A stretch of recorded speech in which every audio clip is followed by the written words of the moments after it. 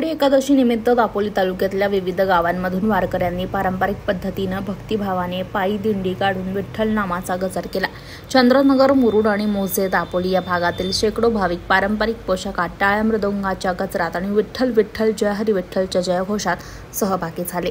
ही दिंडी चंद्रनगर येथील विठ्ठल रुक्मिणी मंदिरात पोहोचताच एकादशीचा धार्मिक विधी मोठ्या श्रद्धा आणि भक्तिभावाने पार पडलाय।